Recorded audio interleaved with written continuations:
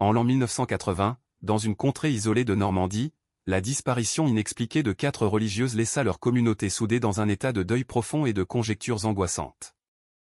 28 années s'écoulèrent avant que le prêtre local ne fasse une découverte stupéfiante, mettant au jour l'effroyable vérité de leur sort. La lumière du soleil matinal, traversant les vitraux colorés de l'église Sainte-Agnès de la Miséricorde, dessinait une mosaïque chatoyante sur les bancs de bois lustrés. Le père Pierre Dupont, officiant à l'autel, achevait la prière du service commémoratif d'une voix grave et posée. Par la miséricorde divine, que les âmes des défunts reposent en paix, psalmodiait-il en traçant le signe de la croix. Amen, répondit l'assemblée d'une seule voix.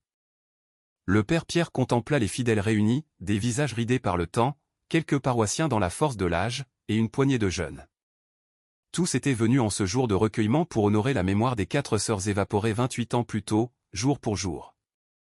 Ce mystère continuait de hanter le petit bourg de Valmont depuis près de 3 décennies. L'office terminé, le père Pierre se posta à l'entrée de l'église pour saluer ses ouailles. Les condoléances, bien que nombreuses, avaient, après tant d'années, acquis une tonalité convenue, loin de l'émotion à vif des premiers temps. « Merci de votre présence, Madame le Roi », dit le père Pierre en prenant les mains parcheminées de la vieille dame. « Elle nous est précieuse. Je ne manquerai cela pour rien au monde, mon père, murmura-t-elle, les yeux embués de larmes contenues. Je revois encore sœur Monique apprenant le catéchisme à mes enfants. Quelle âme charitable. Le père Pierre acquiesça, une douleur familière lui étreignant le cœur. Sœur Monique Dubois avait 68 ans au moment de sa disparition, une vie entière consacrée à Dieu, fauchée par une tragédie inconnue qui l'avait emportée avec ses 3 consœurs. Les paroissiens se dispersèrent un à un, chacun portant en lui un souvenir personnel des disparus. Sœur Monique Dubois, 68 ans, sœur Jeanne Lambert, 65 ans, sœur Valérie Martin, 28 ans, et la Benjamine, sœur Sandrine Vidal, 23 ans. Pour le père Pierre, la blessure était d'autant plus vive que sœur Sandrine était sa propre sœur. Sa disparition avait violemment ébranlé sa foi. Une fois le dernier fidèle parti, le père Pierre regagna lentement son bureau à l'arrière de l'édifice, ses pas résonnant dans la nef silencieuse. La pièce, sobrement meublée, contenait un bureau simple, une bibliothèque garnie d'ouvrages de théologie et une fenêtre donnant sur le cimetière paroissial. Enfin seul, il se laissa tomber sur sa chaise, le visage entre les mains. Le masque de sérénité qu'il affichait pour ses paroissiens tomba, révélant un homme rongé par le chagrin et les interrogations. « Mon Dieu, pourquoi » gémit-il d'une voix brisée. « Je vous ai servi avec une fidélité sans faille. Ma sœur vous a offert sa vie. Pourquoi ne m'avez-vous pas mené jusqu'à elle ? Quelle est cette leçon que je ne parviens pas à comprendre ?» Des larmes silencieuses s'écoulèrent entre ses doigts, ses épaules secouées par des sanglots étouffés. Il ne s'accordait que rarement de tels moments de vulnérabilité, mais la date anniversaire ravivait immanquablement sa douleur. Après un long moment, il respira profondément et s'essuya les yeux. Du tiroir inférieur de son bureau, il extirpa un petit coffret en bois. Il renfermait quelques photographies que le temps n'avait pas altérées, conservées avec un soin infini. La première était un portrait de Sandrine le jour de ses vœux perpétuels. Sous son voile, son jeune visage irradiait de bonheur et de conviction. En la contemplant, le père Pierre fut envahi d'un mélange de fierté et de remords. C'était lui qui avait éveillé sa foi, qui l'avait encouragé dans sa vocation. Il se souvenait de leurs échanges lorsqu'elle avait 16 ans, de ses yeux qui pétillaient d'enthousiasme à l'évocation de son appel divin. « Comme j'étais fier de toi », murmura-t-il à l'image. « Et je le suis encore. » Une pensée lancinante, qui le tourmentait depuis 28 ans, refit surface. S'il ne l'avait pas poussée sur la voie de la religion, serait-elle encore en vie? Serait-elle devenue mère, institutrice, une femme épanouie, au lieu d'eux?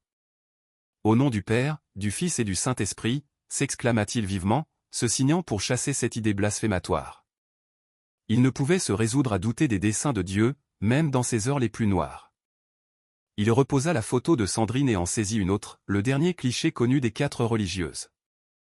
Elle posait sur un banc, devant la petite chapelle isolée de Sainte-Anne, en lisière de la forêt de Brocéliande. Sœur Monique et sœur Jeanne, les plus âgées, les mains sagement croisées, affichaient une expression sereine. Sœur Valérie, à leur côté, semblait plus décontractée, mais son visage était empreint de piété. Et près d'elle, Sandrine, la plus jeune, dont le regard, même sur le papier jauni, brillait d'une ferveur intacte. La photographie avait été prise par un touriste quelques jours avant leur disparition. Les sœurs s'étaient retirées à la chapelle Sainte-Anne pour une courte retraite spirituelle, 2 jours de prière, de jeûne et de silence en préparation de la fête d'un saint. L'évêché leur avait aussi demandé d'inspecter la vieille chapelle pour décider de sa restauration ou de sa fermeture. Sœur Sandrine, reconnue pour sa minutie, avait été chargée d'en évaluer l'état. Le père Pierre contempla la photo, se livrant une fois de plus à de macabres projections. Sœur Monique aurait aujourd'hui 96 ans. Sœur Jeanne, 93.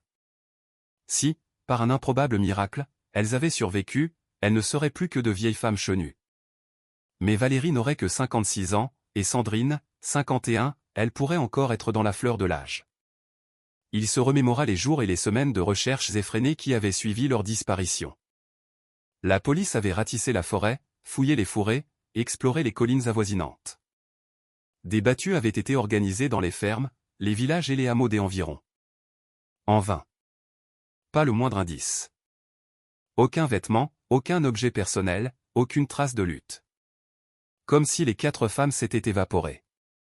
La thèse officielle avait conclu à une attaque de bêtes sauvages. La forêt de Brocéliande abritait des sangliers, parfois agressifs. Peut-être les sœurs s'étaient-elles trop éloignées et avaient-elles fait une mauvaise rencontre. Mais l'absence totale de preuves rendait cette hypothèse peu crédible aux yeux du père Pierre et de beaucoup d'autres. Avec le temps, des rumeurs plus venimeuses avaient couru, les religieuses auraient renoncé à leurs vœux et refait leur vie ailleurs. Le père Pierre et l'Église avaient eu beau démentir, le poison du doute s'était instillé dans les esprits. Sandrine n'aurait jamais fait une chose pareille, souffla-t-il en effleurant le visage de sa sœur sur la photo. Elle ne serait jamais partie sans me prévenir. Ses yeux se posèrent sur la chapelle en arrière-plan. Sainte-Anne était une construction modeste des années 1920, destinée aux quelques familles catholiques de la région. Ses murs blancs et son petit clocher se détachaient derrière les sœurs, cernés par les arbres majestueux de la forêt. En examinant l'édifice, le père Pierre sentit un étrange serrement au cœur. Il n'était pas retourné à Sainte-Anne depuis plus de 20 ans, les souvenirs étant trop poignants.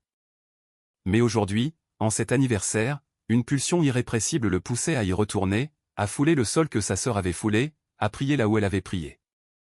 Était-ce une simple nostalgie, un besoin de se sentir plus proche de Sandrine en ce jour douloureux? Ou bien, comme le lui suggérait une voix intérieure, restait-il quelque chose à découvrir, un indice qui aurait échappé aux premières investigations? Cette dernière idée lui parut absurde. Que pouvait-on espérer trouver après 28 ans? Et pourtant, l'appel était irrésistible. Le père Pierre rangea les photos dans le coffret, à l'exception de celle des 4 religieuses, qu'il glissa dans la poche de sa soutane. Il se leva, s'arma de sa Bible et de son chapelet, et sortit de son bureau d'un pas résolu. Sur le parking de l'église, il s'installa au volant de sa vieille Renault 4. Il posa la photo sur le siège passager et murmura une prière. Puis il mit le contact et quitta Sainte-Agnès, roulant vers la forêt, vers les fantômes de son passé. La route sinueuse qui menait de Valmont à la forêt de Brocéliande déroulait sous les yeux du père Pierre une succession de paysages. Aux coquettes maisons du bourg succédèrent des fermes isolées, puis la forêt dense et sauvage. D'immenses pins et chênes bordaient la chaussée, leur feuillage projetant des ombres dansantes sur le bitume. Le trajet, d'environ 1h30, laissa au père Pierre tout le loisir de méditer. Il se souvint des innombrables allers-retours effectués dans les semaines qui avaient suivi la disparition. Sa voiture était alors remplie d'avis de recherche avec le portrait de Sandrine, et son cœur, d'un espoir fou. Aujourd'hui, il n'emportait que ses souvenirs et l'acceptation résignée d'un mystère qui avait marqué sa vie. La route se fit plus étroite et commença à grimper. Le père Pierre ralentit. La chapelle Sainte-Anne se trouvait dans une clairière, accessible par un chemin de terre partant de la départementale. Il chercha du regard l'embranchement familier. Mais à l'endroit supposé, une vision déconcertante l'attendait. Le chemin de terre avait été remplacé par une route privée asphaltée, barrée par un portail ouvragé. Un panneau, propriété privée, entrée interdite, était flanqué d'autres écriteaux. Impossible, marmonna-t-il en se garant sur le bas-côté. Il examina la photo, comparant le paysage à ce qui l'entourait. Les collines à l'horizon, la ligne des crêtes, la disposition des grands arbres, tout correspondait. C'était bien là. Mais où était la chapelle? Le père Pierre descendit de voiture et s'approcha du portail. Au-delà, la route privée s'enfonçait dans la forêt, mais nulle trace de l'édifice blanc. L'endroit avait été entièrement réaménagé, avec des arbres d'ornement plantés le long de l'allée. Perplexe, il prit son téléphone et chercha le numéro de Michel Bernard, l'ancien gardien de Sainte-Anne. Il ne s'était pas vu depuis des lustres, mais le père Pierre espérait qu'il habitait toujours dans les parages et pourrait l'éclairer. Le téléphone sonna longuement avant qu'une voix rauque ne décroche. « Allô ? Michel, c'est le père Pierre Dupont, de Sainte-Agnès à Valmont. » Un silence, puis « Mon père, quelle surprise ! Comment allez-vous ? » « Bien, merci, » répondit le prêtre, sans grande conviction. « Michel, je suis devant ce que je pense être l'entrée de Sainte-Anne, mais la chapelle a disparu. » Un autre silence, plus long. « En effet, mon père. L'évêché l'a vendue il y a bien longtemps. En 1982, à un certain Philippe Leclerc. Il l'a fait raser. » Le père Pierre frissonna malgré la douceur de l'air. « Je n'en ai jamais rien su. Ni de la vente, ni de la démolition. Après le drame des religieuses, il n'y avait plus grand monde à la messe. Et puis il y a eu l'histoire du clocher qui s'est effondré, manquant de tuer ce pauvre Thomas Garnier. L'évêque a jugé que les réparations coûteraient trop cher pour une si petite paroisse. » Le père Pierre fixa le panneau d'interdiction, de plus en plus inquiet. « Ce Philippe Leclerc, il est toujours propriétaire ? » « Et comment ? » confirma Michel. « Il a un immense domaine. Sa résidence principale est plus loin dans les bois. Le site de la chapelle fait maintenant partie de sa propriété. »« Je vois, » dit le père Pierre. « J'espérais visiter la chapelle aujourd'hui. C'est une date anniversaire, vous comprenez. » La voix de Michel s'adoucit. « Bien sûr, 28 ans aujourd'hui. Je suis navré que vous ayez fait toute cette route pour rien. Est-ce que ce M. Leclerc reçoit des visiteurs ?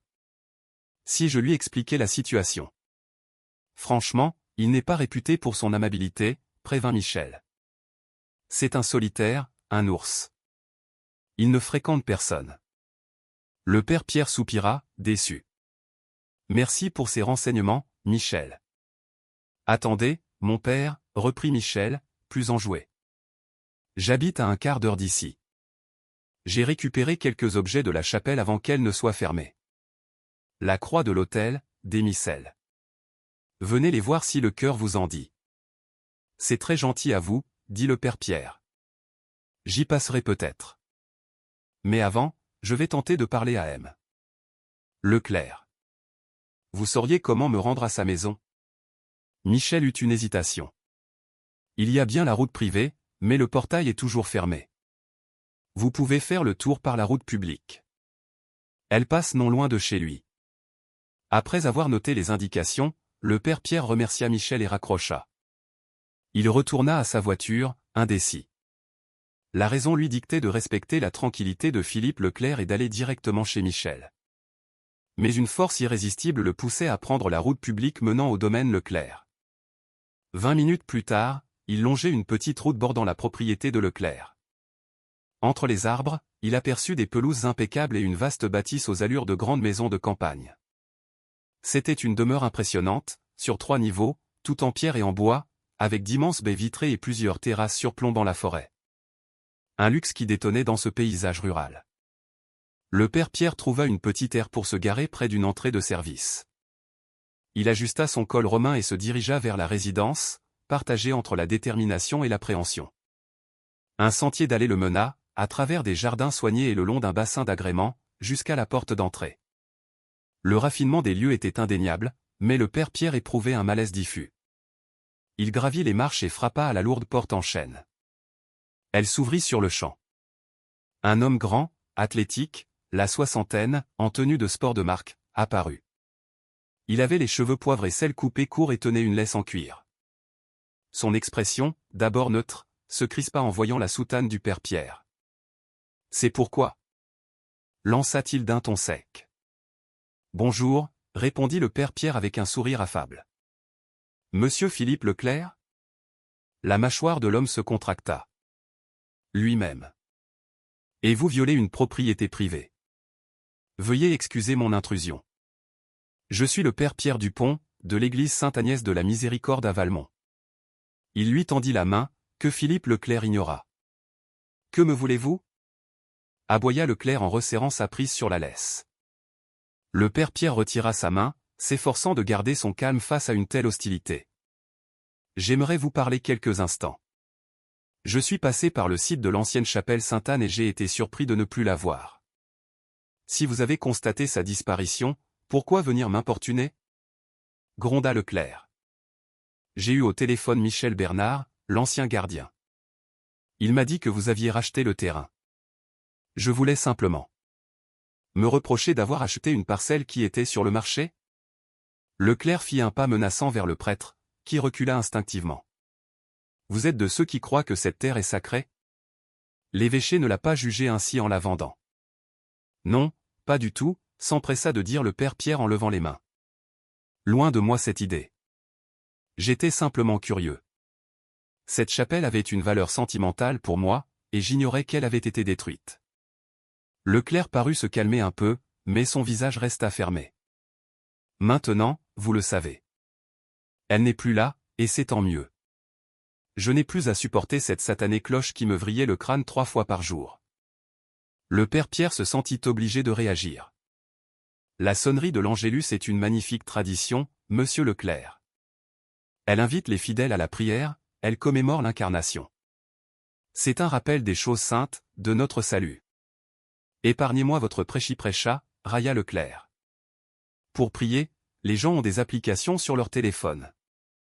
Pas besoin d'assourdir la campagne avec ces tintamarres d'un autre âge. La conversation tournait court. Le père Pierre tenta une autre approche. Je conçois que vous teniez à votre tranquillité, monsieur le clerc, et je vous ai dérangé. Je vous prie de m'en excuser. Peut-être pourrions-nous nous reparler à un moment plus opportun. Il n'y aura pas d'autre moment, trancha le clerc. Je n'ai aucune envie de discuter d'un bâtiment disparu depuis des lustres avec un curé que je ne connais ni d'Ève ni d'Adam. Je vous conseille de déguerpir avant que j'appelle la gendarmerie. Le père Pierre comprit qu'il était inutile d'insister. Entendu. Merci de m'avoir reçu, monsieur le clerc. La paix soit avec vous. Pour toute réponse, le clerc lui claqua la porte au nez. Le père Pierre, dépité, redescendit l'allée. Cette entrevue l'avait laissé déçu et troublé. L'animosité de Leclerc semblait dépasser la simple mauvaise humeur et trahir une haine profonde de l'Église et de ses ministres. En arrivant à sa voiture, il jeta un regard à la maison. N'était-ce qu'une impression, ou Leclerc l'épiait-il d'une fenêtre à l'étage? Il sentit un frisson lui parcourir l'échine. Il s'installa au volant et démarra, hésitant entre rentrer à Valmont et faire un détour par chez Michel Bernard. Peut-être la vue des objets sauvés de Sainte-Anne apaiserait-elle sa peine. En quittant le domaine Leclerc, il emprunta la route qui longeait l'ancien site de la chapelle. Il ne s'expliquait pas cette attraction. Il savait qu'il n'y avait plus rien à voir. Mais une force l'y ramenait. Au détour d'un virage, il aperçut, à travers les arbres, la clairière où s'était élevée Sainte-Anne, aujourd'hui couverte d'arbustes décoratifs. Soudain, la radio de la voiture crépita et laissa échapper un son étrange et obsédant. Le père Pierre sursauta, crispant les mains sur le volant. C'était, sans le moindre doute, du chant grégorien, la musique céleste des monastères. Or, la radio était éteinte. Il était certain de l'avoir coupée en quittant Valmont. Il se rangea sur le bas-côté et dévisagea le poste, interdit. Le chant se prolongea quelques secondes, puis cessa aussi subitement qu'il avait commencé. Qu'est-ce que cela signifie? Murmura-t-il en effleurant le bouton. Il alluma et éteignit la radio, mais le chant ne revint pas. Avait-il rêvé? Était-ce une hallucination due à la fatigue? Une panne électrique de son vieux véhicule? Pourtant, une sensation singulière l'envahit, la même qu'il avait ressentie en regardant la photo dans son bureau, un pincement au cœur, l'intime conviction qu'il devait être là, à cet instant précis, pour une raison qui lui échappait encore. Les poils de ses bras se hérissèrent, une chaleur envahit ses oreilles. Des manifestations physiques qu'il connaissait bien, pour les avoir éprouvées lors de prières ferventes ou d'illuminations spirituelles.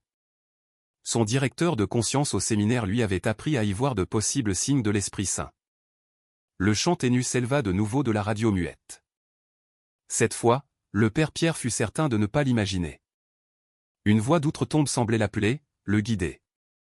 Sans réfléchir, Il fit un prudent demi-tour et reprit la direction du portail qui barrait l'accès à l'ancien site de la chapelle. Quoi qu'il arrive, il se sentait tenu d'aller plus loin, même au risque d'une nouvelle altercation avec l'acariâtre Philippe Leclerc. Le père Pierre gara sa Renault 4 près du portail du domaine de Philippe Leclerc. Les panneaux d'interdiction se dressaient, menaçants. Il resta un instant au volant, songeant à la folie de son projet. « Seigneur, inspirez-moi, pria-t-il. Si je m'égare, éclairez mon chemin. » Mais la sensation d'être guidé par une force supérieure persistait. Après une dernière hésitation, il sortit de la voiture. Il s'approcha du portail, bien conscient qu'il s'apprêtait à commettre une effraction, un acte peu compatible avec son statut de prêtre. Mais le chant mystérieux de la radio avait fait naître en lui une certitude qui balayait les scrupules. Au lieu de forcer le portail, il longea la clôture à la recherche d'un point d'observation. C'était une haute et solide grille en fer forgé, mais elle épousait les dénivelés du terrain et s'abaissait par endroits. Il ferma les yeux, tentant de reconstituer mentalement le plan de l'ancienne chapelle. Si sa mémoire était bonne, le banc où posaient les religieuses se trouvait à l'est de l'édifice, près d'un grand chêne. Il rouvrit les yeux et sonda la propriété. Le chêne avait disparu, sans doute abattu lors des travaux d'aménagement, mais un bouquet de pins qui se dressait derrière la chapelle était toujours là, lui servant de repère. Il continua de longer la clôture en direction de l'emplacement présumé de la chapelle. Soudain, il trébucha sur une racine et fut projeté en avant. Il se rattrapa à la grille, mais sous son poids, une section fragilisée par un sol instable céda avec un bruit sec, créant une ouverture suffisante pour laisser passer un homme. Il se retrouva à moitié sur la propriété de Leclerc, la grille tordue sous lui. Miséricorde, souffla-t-il en se relevant et en époussetant sa soutane. Il n'avait nullement l'intention de dégrader la clôture, et encore moins de se frayer un passage. Mais il était là, face à une occasion. Ou une tentation. Il s'assura que personne ne l'avait vu. La route était déserte, seul le murmure du vent dans les feuilles troublait le silence. Il regarda la brèche, puis la clairière où s'élevait jadis Sainte-Anne. « Pardonnez-moi, Seigneur » murmura-t-il en se signant, avant de se glisser dans l'ouverture. Une fois de l'autre côté, il avança avec précaution vers le site de la chapelle. Le terrain avait été planté d'essences exotiques qui juraient avec la flore locale. Plus rien ne rappelait l'existence d'un lieu de culte, ni fondation, ni croix, ni la moindre plaque commémorative. Ce vide lui parut d'une tristesse infinie. Comme si Philippe Leclerc avait voulu non seulement détruire le bâtiment, mais aussi en effacer jusqu'au souvenir. C'est alors qu'un reflet attira son regard. Quelque chose brillait au ras du sol, à moitié caché par un massif. Intrigué, il s'approcha et écarta les branches. Il découvrit une grille métallique scellée dans le sol. Une sorte de bouche d'aération. Elle semblait très ancienne, ses barreaux rongés par la rouille. Il fronça les sourcils, perplexe. Si la chapelle avait été entièrement rasée, pourquoi cette vieille grille était-elle restée? Et à quoi pouvait bien servir une aération dans un jardin sans aucune construction? Il s'accroupit pour l'examiner.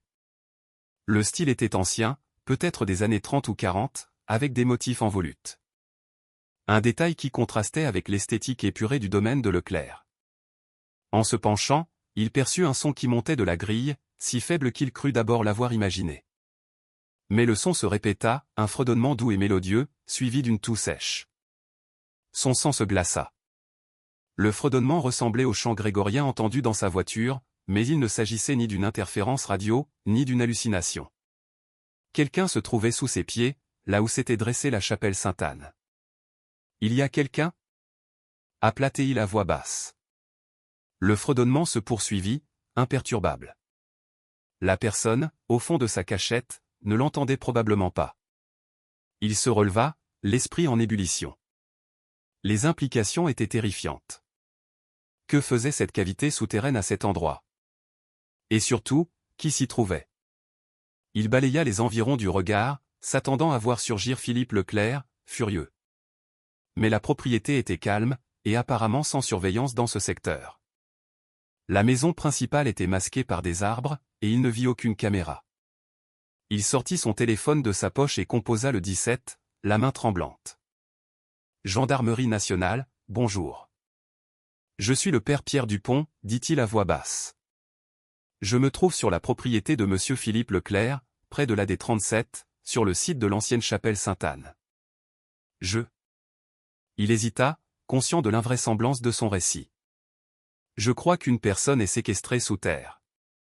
J'entends une voix et des toux qui proviennent d'une grille d'aération. Un court silence. Monsieur, vous pensez qu'une personne est retenue prisonnière? Je ne sais pas, avoua-t-il, mais il y a une sorte de souterrain, et il y a quelqu'un dedans, c'est certain. Vu l'isolement des lieux et le fait que c'est une propriété privée, je suis très inquiet. Êtes-vous entré légalement sur cette propriété, monsieur? Demanda l'opératrice, non sans une pointe de scepticisme. Le père Pierre déglutit. J'ai accidentellement endommagé la clôture. Je sais que je suis en tort, mais la situation me semblait urgente. Entendu. Où vous trouvez-vous précisément? Il décrivit sa position du mieux qu'il put. Nous envoyons une patrouille, l'assura l'opératrice. Ne bougez pas, sauf si vous vous sentez en danger. Merci, dit-il, soulagé. J'attendrai près de ma voiture, sur la route. Il raccrocha et jeta un dernier regard à la mystérieuse grille. Le fredonnement avait cessé, mais il percevait encore de légers bruits de mouvement. Il y avait bien quelqu'un là-dessous, et cette pensée lui donnait la chair de poule. Il regagna la clôture, se faufila par la brèche et rejoignit la route. Tout en marchant vers sa voiture, il appela Michel Bernard. Il fallait qu'il en sache plus avant l'arrivée des gendarmes.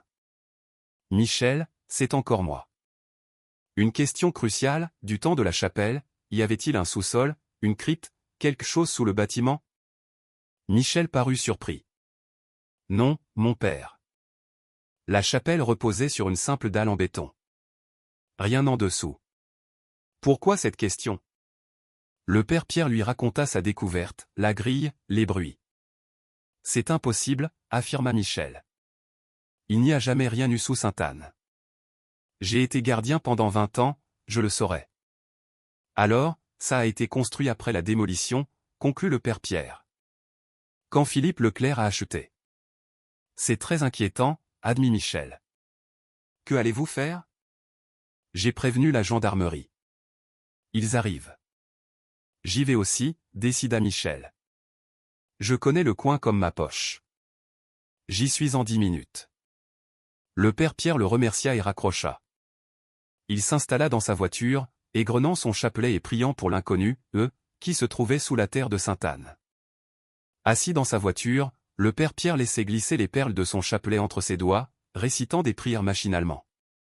Ce rituel apaisait un peu son angoisse, sans pour autant dissiper les questions qui l'assaillaient. Qui pouvait être enfermé sous l'ancienne chapelle? À quoi servait cette cage souterraine? Et surtout, y avait-il un lien avec la disparition des 4 religieuses 28 ans plus tôt? L'idée lui semblait insensée. 28 ans, c'était une éternité. Pourtant, la coïncidence de sa découverte avec la date anniversaire de la disparition le troublait profondément. Le bruit d'un moteur le tira de ses réflexions.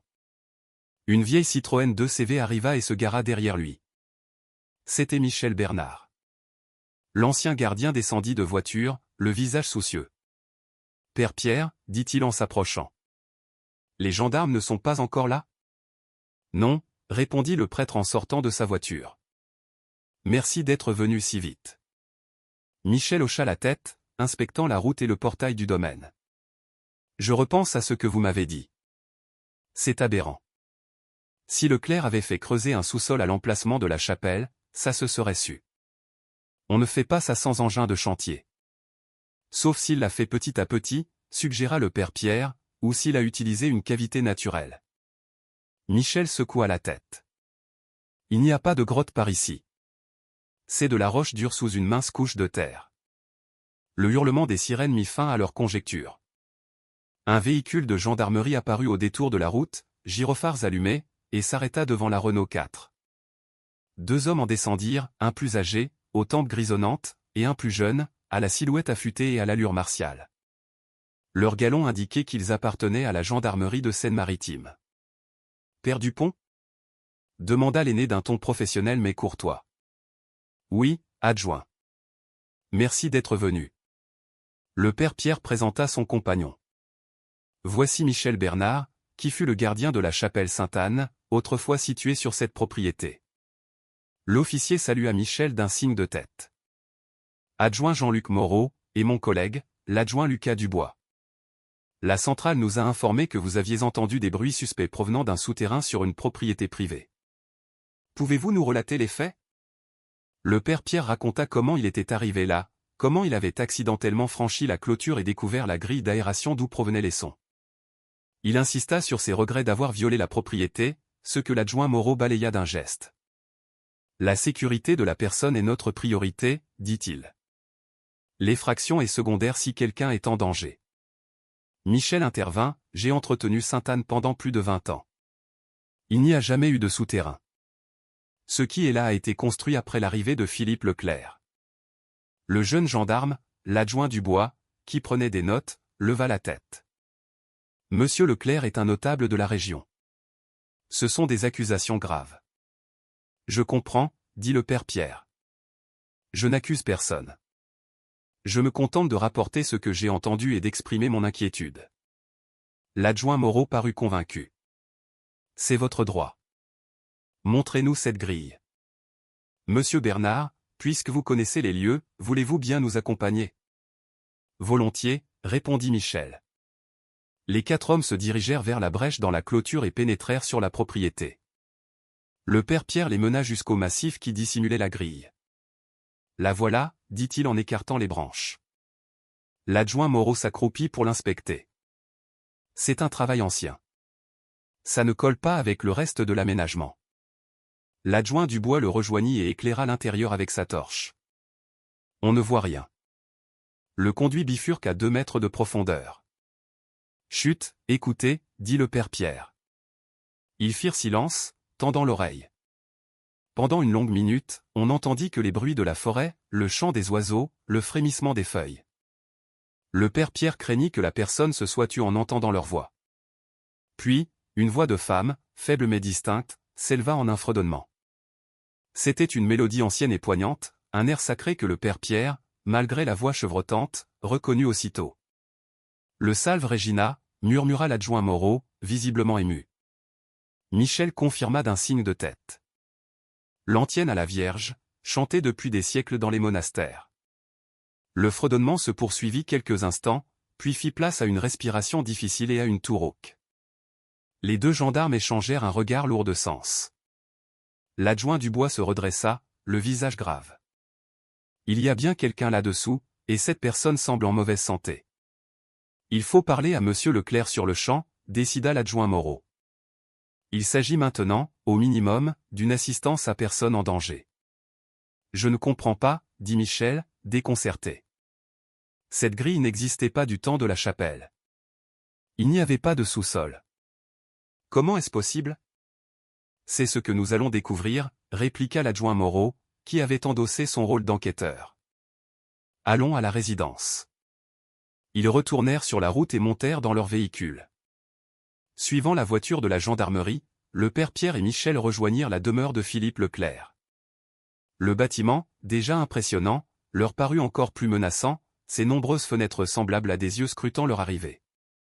L'adjoint Moreau leur demanda de rester près de leur voiture pendant que lui et son collègue allaient frapper à la porte. Le père Pierre les observa, tendu malgré leur professionnalisme apparent.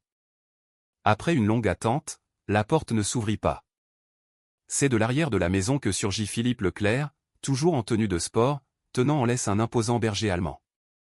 En apercevant le père Pierre et Michel près de la voiture de gendarmerie, son expression passa de la surprise à une colère froide. « Qu'est-ce que ça veut dire » lança-t-il en arrivant sur le perron. « Pourquoi ces individus sont-ils de retour sur ma propriété » L'adjoint Moreau se présenta et expliqua calmement l'objet de leur visite. « Nous avons été alertés par des bruits provenant de ce qui semble être un souterrain sur l'ancien site de la chapelle. Nous souhaiterions vous poser quelques questions. » Leclerc rougit de fureur. « C'est un comble. D'abord ce curé s'introduit chez moi, et maintenant il invente des histoires à dormir debout et fait perdre son temps à la gendarmerie. » Personne n'invente rien, monsieur Leclerc, intervint l'adjoint Dubois. Nous sommes là pour une simple vérification. Une personne semble se trouver dans un souterrain sur votre terrain, et elle pourrait avoir besoin d'aide. Ridicule. S'emporta Leclerc. Il n'y a personne chez moi à part mes chiens et moi. Je serais au courant si quelqu'un vivait dans un bunker secret sous mon jardin, non? Quoi qu'il en soit, nous devons vérifier, insista l'adjoint Moreau. Nous vous demandons l'autorisation d'inspecter votre maison et votre terrain, y compris d'éventuels sous-sols. Certainement pas. Leclerc serra la laisse, et le chien s'agita. C'est une propriété privée. Il vous faut un mandat. Monsieur Leclerc, reprit l'adjoint Dubois sur un ton conciliant, si une personne était en détresse sur votre terrain, même à votre insu, ne seriez-vous pas le premier à vouloir l'aider? Ce pourrait être un squatteur qui a trouvé un vieil abri dont vous ignorez l'existence. Les yeux de Leclerc se plissèrent. Il n'y a pas de vieil abri que j'ignore. Je possède ce terrain depuis 25 ans, je le connais par cœur. Et cette grille d'aération près de l'ancienne chapelle? Demanda l'adjoint Moreau. Celle qui semble ventiler un espace souterrain. Une lueur fugitive passa dans le regard de Leclerc, que le père Pierre perçut nettement avant que l'homme ne retrouve son masque d'obstination. J'ai fait installer un système de drainage lors de l'aménagement du jardin, dit-il d'un ton méprisant. Ce que vous prenez pour une aération n'est qu'une grille décorative sur un puisard. Rien de plus. Un puisard ne chante pas de cantiques et ne tousse pas, monsieur Leclerc, fit remarquer l'adjoint Moreau. Leclerc foudroya le père Pierre du regard. C'est lui qui a monté ce coup. Il a sûrement planqué un magnétophone près de la grille. Il me harcèle parce qu'il ne digère pas que j'ai racheté une propriété de l'église. Jamais je ne ferai une chose pareille, protesta le père Pierre en se signant. Devant Dieu, j'ai entendu une voix de femme. Nous l'avons tous entendu. Leclerc ricana. Un prêtre qui invoque Dieu en mentant et en violant la propriété d'autrui.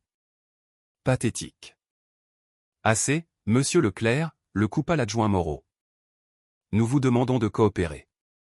Si vous refusez, nous emploierons d'autres moyens. Employez-les, rétorqua froidement Leclerc. Et maintenant, je veux que ces gens foutent le camp. S'ils sont encore là dans 2 minutes, je porte plainte contre tout le monde pour violation de domicile. Comprenant qu'ils étaient dans une impasse, l'adjoint Moreau fit signe au père Pierre et à Michel de regagner leur voiture. Les 2 gendarmes les suivirent, leur retraite n'étant que stratégique. Près de leur véhicule, l'adjoint Moreau s'adressa à voix basse au père Pierre. Ne vous en faites pas, mon père. L'affaire ne s'arrête pas là. Je vais demander aux centrales des informations sur le titre de propriété, son historique, et d'éventuels incidents signalés ici. Je vais aussi ressortir le dossier des religieuses disparues en 1980. Il y a quelque chose de louche. Le père Pierre hocha la tête, reconnaissant. Merci, adjoint.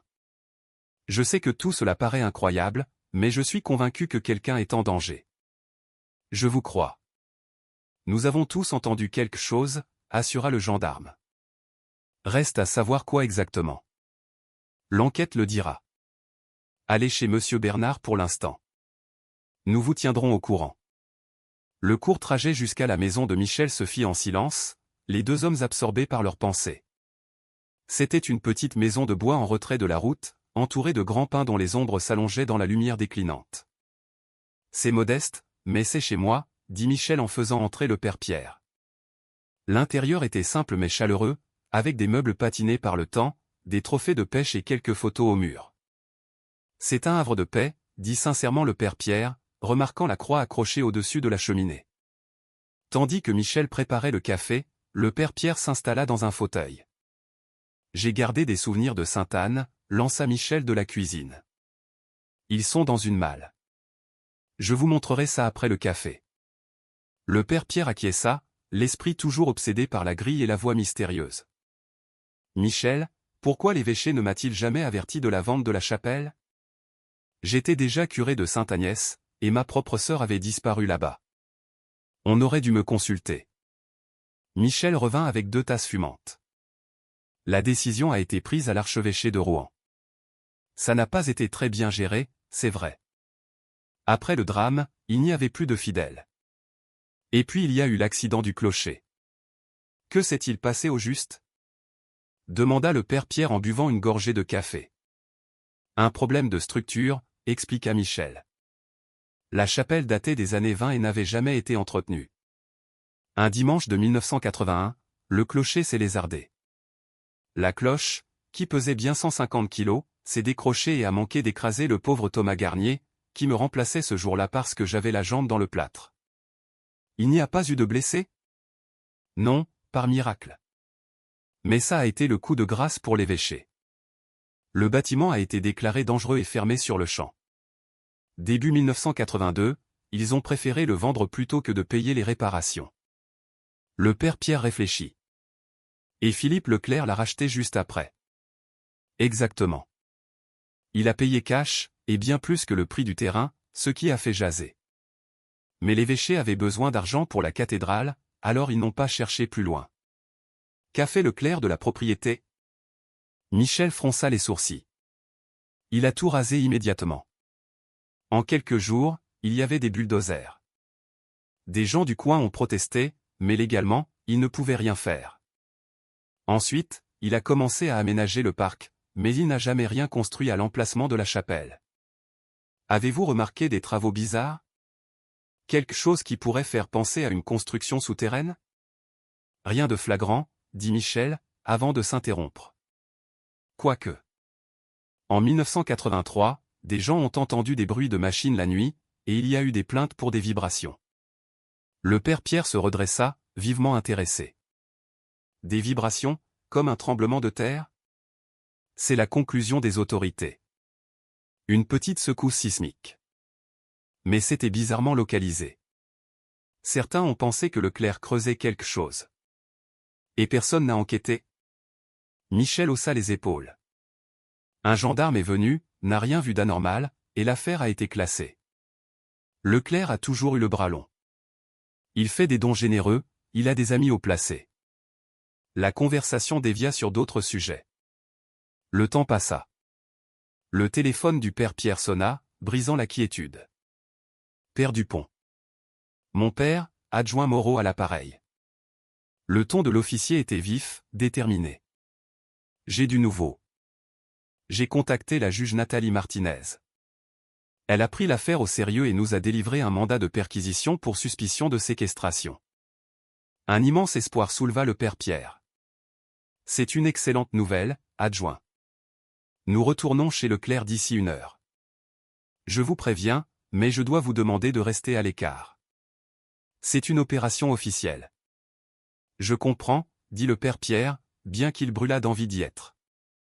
Mais, adjoint, si vous trouvez quelqu'un. Vous serez le premier civil prévenu, promis Moreau. C'est grâce à votre ténacité que nous en sommes là. Michel, qui avait suivi la conversation, insista pour qu'il puisse au moins assister à l'opération de loin, arguant de l'importance d'une présence spirituelle. L'adjoint Moreau, à contre-cœur, accepta qu'ils restent dans leur voiture à distance respectable, en simples observateurs. 1 heure plus tard, le père Pierre et Michel étaient garés sur la route, près de l'entrée du domaine. Ils virent arriver plusieurs véhicules de gendarmerie, une camionnette de l'identité judiciaire et une ambulance, dont la présence glaça le sang du père Pierre. L'adjoint Moreau vint à leur rencontre. Nous allons entrer. J'ai une caméra embarquée qui diffuse en direct. Il leur montra comment se connecter au flux sur le téléphone du père Pierre. Regardez, mais ne vous approchez sous aucun prétexte. Compris? Ils acquiescèrent, et l'adjoint Moreau rejoignit ses hommes. Ils virent les gendarmes se présenter à la porte de Leclerc, mandat en main. Sur l'écran du téléphone, ils virent Leclerc leur ouvrir, le visage déformé par la rage. Le son était de mauvaise qualité, mais on l'entendait crier, menacer, parler de son avocat. Malgré ces protestations, les gendarmes investirent les lieux et fouillèrent la maison, tandis que Leclerc était consigné dans son salon. Au bout de 3 quarts d'heure, l'adjoint Moreau annonça via sa caméra que la maison et le sous-sol n'avaient rien révélé. On passe au chemin forestier et aux dépendances, dit-il. Leclerc a admis qu'il y avait une remise le long du chemin qui mène à l'ancienne chapelle. Le père Pierre et Michel suivirent sur l'écran la progression des gendarmes, accompagnés d'un Leclerc écumant de rage. Le chemin, bien que entretenu, était étroit et serpentait entre des arbres centenaires. Après un quart d'heure de marche, ils arrivèrent devant une cabane en bois, plus grande que le père Pierre ne l'imaginait. Ce n'est qu'une cabane à outils, entendit-on Leclerc dire. Vous perdez votre temps. Les gendarmes fouillèrent le local, qui contenait effectivement du matériel de jardinage. L'endroit était poussiéreux, sentait le moisi et semblait peu utilisé. Alors qu'ils allaient repartir, un officier laissa tomber une lourde clé à molette. Le bruit sur le plancher de bois fut étrangement creux. La caméra zooma sur l'adjoint Dubois, agenouillé, qui tapotait le sol. « Ça sonne creux ici, dit-il. Et ces planches sont plus récentes. » Malgré les vociférations de Leclerc, les gendarmes soulevèrent les planches. En dessous, un escalier de pierre s'enfonçait dans les ténèbres. « Monsieur Leclerc, dit l'adjoint Moreau, sa voix résonnant clairement dans le micro. Une explication ? Leclerc, blême, avait perdu toute son arrogance. Devant son mutisme, Moreau laissa quelques hommes avec lui et se prépara à descendre avec l'adjoint Dubois. « On passe en éclairage tactique, annonça-t-il. On entre dans le souterrain. » La caméra révéla un escalier étroit, taillé dans la roche. Les marches étaient creusées par le passage. En bas, une épaisse porte de bois barrait le chemin. « C'est fermé à clé, » constata Dubois. « Monsieur Leclerc, il nous faut la clé. » D'en haut, la voix de Leclerc, toujours aussi arrogante, répondit « Je n'ai pas de clé. » Cette porte devait déjà être là. Les gendarmes échangèrent un regard sceptique. Moreau ordonna de chercher la clé. L'un de ces hommes la trouva dans une niche dissimulée dans le mur. Elle était vieille et oxydée, mais semblait en état de marche. « J'ai la clé, » annonça-t-il en la tendant à Moreau. La serrure grinça, mais la clé tourna. La porte s'ouvrit sur un tunnel sombre. « Nous pénétrons dans un tunnel artificiel, » commenta Moreau, la voix basse. Haut de 2 mètres, large d'1 mètre. Mur en terre et en pierre, étayé par des poutres. Construction récente, malgré les apparences. Ils avancèrent avec précaution. Le tunnel, long de plusieurs centaines de mètres, décrivait une légère courbe. Le père Pierre comprit avec un frisson qu'il menait à l'emplacement de la chapelle. Au bout du tunnel, une petite pièce. La lumière de la caméra éclaira un aménagement sommaire, un matelas à même le sol, un seau dans un coin, une table avec des restes de nourriture. Puis, une voix faible s'éleva de l'obscurité. « Au secours ! Il y a quelqu'un » L'adjoint Moreau braqua sa torche dans cette direction. La caméra révéla une vieille femme décharnée, allongée sur le matelas. Son visage était creusé, mais ses yeux brillaient d'une lueur de conscience. Elle avait les cheveux gris coupés ras et serrait dans ses mains un chapelet de bois artisanal. « Madame, » dit doucement Moreau en s'approchant. « Je suis l'adjoint Moreau, de la gendarmerie. Nous sommes là pour vous aider. »« Comment vous appelez-vous » Les lèvres gercées de la femme articulèrent péniblement, « Sœur Sandrine. »« Sandrine Vidal. » Dans la voiture, le père Pierre poussa un cri étranglé. « Ma sœur. »« C'est ma sœur, » sanglota Théil. Michel, lui-même bouleversé, lui posa une main sur le bras. Sur l'écran, on voyait que les murs de la cellule étaient couverts de gravures religieuses, croix, saints, scènes de la Bible, sculptées dans la pierre ou le bois. Une bougie consumée se trouvait sur la table. « Sœur, » reprit l'adjoint Moreau, sa voix empreinte de compassion, « nous allons vous faire soigner. » Y a-t-il quelqu'un d'autre avec vous ? Le regard de la femme se tourna vers un coin sombre de la pièce. « Valérie, » murmura-t-elle. « Mais elle est auprès de Dieu. Depuis de longues années. » La caméra se déplaça et révéla un squelette allongé sur un autre matelas, à moitié recouvert d'une couverture en lambeaux. « L'équipe médicale, tout de suite. » Ordonna Moreau dans sa radio, la voix tendue. « Et prévenez l'identité judiciaire, nous avons des restes humains. » N'y tenant plus, le père Pierre bondit hors de la voiture, malgré les appels de Michel. Il courut vers le périmètre de sécurité, où un gendarme l'arrêta. « Je vous en prie, » supplia-t-il. « C'est ma sœur. Je suis le père Pierre Dupont. Elle a disparu il y a 28 ans. Je dois la voir. » Le gendarme, qui avait été briefé, contacta ses supérieurs. Après un bref échange, il escorta le père Pierre jusqu'à l'entrée du tunnel, où les secours se préparaient à intervenir. « Attendez ici, mon père, » lui dit-il. « Ils vont la sortir. » L'attente fut une torture pour le père Pierre, partagé entre la prière et l'incrédulité. Enfin, l'agitation reprit à l'entrée de la remise. Des gendarmes sortirent, suivis des secouristes portant un brancard. Dessus, sœur Sandrine, si maigre et fragile qu'on devinait à peine sa silhouette sous la couverture. En passant devant lui, elle tourna la tête. Leurs regards se croisèrent. Malgré les années et la souffrance, il reconnut sa sœur. Les yeux qui avaient brillé de la ferveur de la jeunesse étaient maintenant des puits de douleur insondables. Ses lèvres bougèrent et, sans qu'un son ne sorte, il lut sur elle « Dieu ne m'a pas abandonné ». Alors que les secours l'emmenaient vers l'ambulance, un autre groupe sortit avec un sac mortuaire, les restes de sœur Valérie, supposa le père Pierre. Une nouvelle vague de chagrin le submergea, atténuée cependant par le miracle de la survie de sa sœur. Au milieu du tumulte, il vit Philippe Leclerc, menotté, le visage défait. En passant près du père Pierre, il se débattit et lui cracha au visage. « Alors, content de vous, mon père » ricana-t-il avant que les gendarmes ne le maîtrisent. Le père Pierre s'essuya calmement. « Je me réjouis d'avoir souffert comme mon Seigneur » répondit-il d'une voix égale. Il entendit des bribes de conversation entre les gendarmes. On parlait d'un deuxième squelette découvert dans une autre cellule. Michel le rejoignit. « L'ambulance part, dit-il doucement.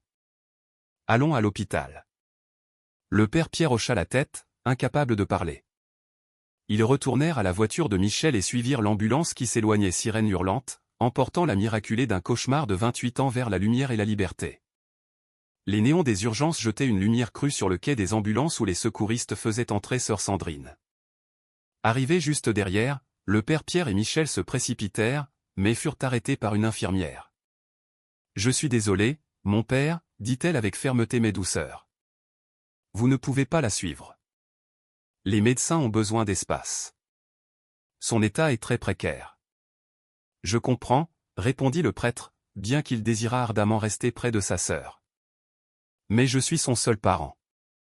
Elle a disparu il y a 28 ans. Je la croyais morte. » L'infirmière s'adoucit. L'équipe médicale fait tout son possible. La salle d'attente est au bout du couloir. On viendra vous chercher dès que possible. À contre-cœur, le père Pierre se laissa guider par Michel jusqu'à la salle d'attente, une pièce impersonnelle aux chaises inconfortables. Ils s'assirent en silence, écrasés par le poids des événements. Finalement, Michel rompit le silence. « C'est un miracle, mon père. La retrouver vivante après tout ce temps. » « Un véritable miracle, » confirma le père Pierre, la gorge nouée. « Mais je n'ose imaginer ce qu'elle a enduré. » « Elle avait sa foi, » dit simplement Michel. « Parfois, cela suffit. » Le père Pierre acquiesça, trouvant un peu de réconfort dans cette idée. Il repensa aux gravures dans la cellule, témoignage de la dévotion de sa sœur au plus profond de l'abîme. « Je dois prévenir la paroisse » réalisa-t-il. Au moment où il sortait son téléphone, celui-ci sonna. C'était l'adjoint Moreau. « Adjoint » répondit le père Pierre. « Je suis à l'hôpital. Ma sœur est prise en charge. J'en suis heureux, mon père. Je vous appelle pour faire le point. Philippe Leclerc est en garde à vue, mais il refuse de parler sans son avocat. Cependant, nous avons trouvé quelque chose de capital en fouillant sa maison, un journal intime, tenu depuis des décennies. » Le père Pierre sentit un frisson le parcourir. « Que contient-il ? » ?»« Des choses terribles, mon père. Il y exprime sa haine de l'Église et des religieuses. Il y a des passages datant de la fin des années 70 où il décrit son obsession pour les sœurs de Sainte-Anne. »« Mais pourquoi ? » demanda le père Pierre, peinant à concevoir une telle haine. Quelle était sa motivation ? Moreau hésita. D'après ses écrits, sa mère l'a abandonné à la naissance pour entrer au couvent. Il ne l'a jamais connue. Sa grand-mère, une catholique fanatique, l'a élevé en le battant au nom de la religion. Il a développé une haine pathologique des religieuses, qu'il voyait comme des femmes dénaturées, ayant fui leurs devoirs familiaux. Le père Pierre ferma les yeux, accablé. « Quelle souffrance !» murmura-t-il. « Quelle folie !»« Ce n'est pas tout, mon père, » reprit Moreau, la voix grave. Le journal raconte le sort des autres sœurs. Les deux plus âgées, Monique Dubois et Jeanne Lambert, sont mortes la première année, probablement de mauvais traitements et de leur grand âge. Paix à leurs âmes, murmura le père Pierre en se signant. Sœur Valérie a tenu près de 10 ans. Elle est morte au début des années 90, d'une infection pulmonaire non soignée. Et ma sœur, comment a-t-elle survécu ? Nouvelle hésitation de Moreau. Mon père, certains passages sont particulièrement sordides. Il semble qu'il ait développé une fixation sur sœur Sandrine. Il l'a isolée des autres, surtout après la mort de sœur Valérie. Des photos suggèrent qu'il lui a fait subir des traitements dégradants. Le père Pierre eut un haut le cœur. Grand Dieu! Je suis désolé, mon père. Il l'a torturée physiquement et psychologiquement pendant des années. C'est un miracle qu'elle ait gardé sa raison. Ma sœur est une victime, pas une pécheresse, affirma le père Pierre, pour lui-même autant que pour le gendarme. Le péché est tout entier du côté de son bourreau. Évidemment, mon père, acquiesça Moreau. Michel, qui suivait la conversation, lui posa une main sur l'épaule. Encore une chose, poursuivit Moreau. Le journal révèle comment il a pu enlever 4 femmes sans se faire prendre. Une opération minutieusement préparée.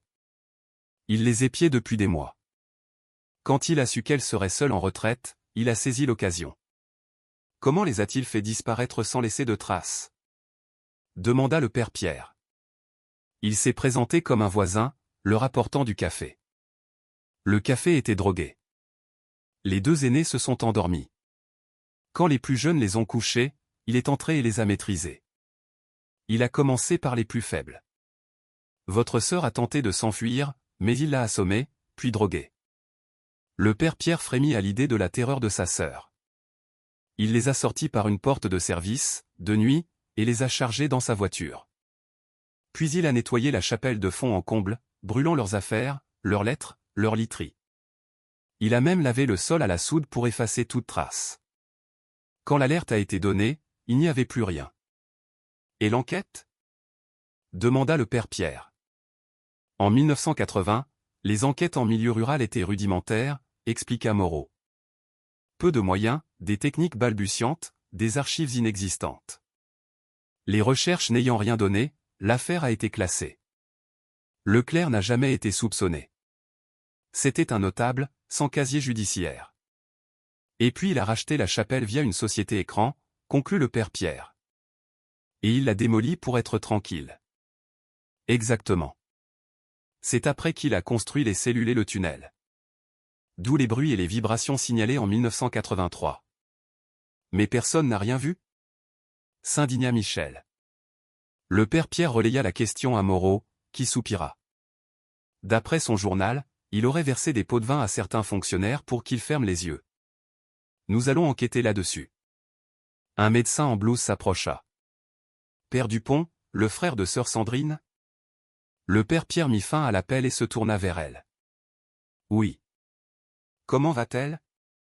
Le médecin, une femme d'une 40aine d'années à l'air compétent et bienveillant, s'assit. Je suis la docteure Sandrine Chen.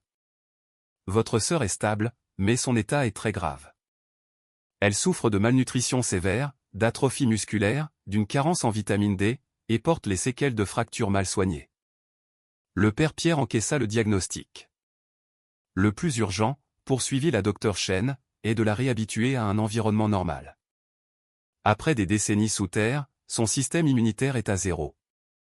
Nous devons éviter toute infection. Ses yeux sont aussi très sensibles à la lumière. Quand pourrais-je la voir? Demanda le père Pierre d'une voix faible. Elle est en cours d'installation en USI, unité de soins intensifs. Les visites sont très réglementées. Tout visiteur devra porter une tenue de protection complète. Et les visites seront très courtes au début. Je comprends, dit le père Pierre, bien que l'attente lui fût un supplice. J'ai attendu 28 ans. Je peux bien attendre encore un peu pour sa sécurité. La docteure Chen sourit. Elle vous a réclamé. L'un des premiers mots qu'elle a prononcés fut le nom de son frère. Elle savait que vous la trouveriez. Des larmes perlèrent aux yeux du père Pierre. Elle n'a jamais douté. Non, en effet, confirma le médecin. Les secouristes ont dit qu'elle serrait un chapelet fait de bouts de bois et de fil. Elle n'a pas voulu le lâcher. C'est bien elle, dit le père Pierre avec un sourire triste. Sa foi a toujours été plus grande que la mienne. Vous pourrez la voir dans 1 heure, promit la docteure Chen en se levant. Le père Pierre se tourna vers Michel. Je vais prier à la chapelle. Vous m'attendez? Bien sûr, dit Michel. La chapelle de l'hôpital était un petit oratoire multiconfessionnel. Le père Pierre s'agenouilla devant l'autel. « Merci, Seigneur, pour ce miracle, murmura-t-il, la voix brisée. Merci d'avoir veillé sur ma sœur, de m'avoir mené à elle. » Il pria longuement, en proie à une tempête d'émotions, la joie de l'avoir retrouvée, le chagrin de ses souffrances, la colère contre son bourreau, et l'éternelle question du silence de Dieu face au mal. Peu à peu, la paix l'envahit. Les desseins de Dieu sont impénétrables. L'important était que sa sœur soit vivante et que sa foi, au cœur des ténèbres, soit restée intacte. De retour à la salle d'attente, une infirmière l'attendait pour le conduire à l'USI. Après avoir revêtu une tenue stérile, il entra dans une chambre où sa sœur reposait, au milieu d'un enchevêtrement d'appareils médicaux. La femme dans le lit n'avait plus rien de la jeune novice qu'il avait connue. Son visage était émacié, sa peau diaphane. Mais quand ses yeux s'ouvrirent et se posèrent sur lui, le père Pierre y reconnut la même lumière, une flamme spirituelle que rien n'avait pu éteindre. « Pierre, souffla-t-elle. Tu es venu. »« Sandrine, répondit-il, les larmes coulant sous son masque. Il prit sa main décharnée. « Je n'ai jamais cessé de te chercher, de prier pour toi. » Un faible sourire se dessina sur ses lèvres. « Je le savais. J'ai dit à Valérie que Dieu t'enverrait. »« Je suis désolé d'avoir mis si longtemps, » dit-il, la voix étranglée. Elle secoua la tête. « Le temps de Dieu est parfait. Toujours. » L'infirmière lui fit signe que la visite était terminée. « Je reste près de toi, » lui promit-il. « Je ne quitte pas l'hôpital. Nous aurons tout le temps de parler quand tu iras mieux. » Une chose, murmura-t-elle alors qu'il se retirait. L'église. Est-elle toujours debout? Le père Pierre sourit sous son masque. Les portes de l'enfer n'ont pas prévalu contre elle, l'assura-t-il, citant l'Évangile. Repose-toi, ma sœur. Dieu est avec toi, et moi aussi. En sortant, le père Pierre s'émerveilla que la première pensée de sa sœur ait été pour l'Église. Malgré tout, sa vocation était restée sa priorité. Le témoignage d'une foi qui avait triomphé de 28 ans de ténèbres et qui, maintenant, la ramènerait à la lumière.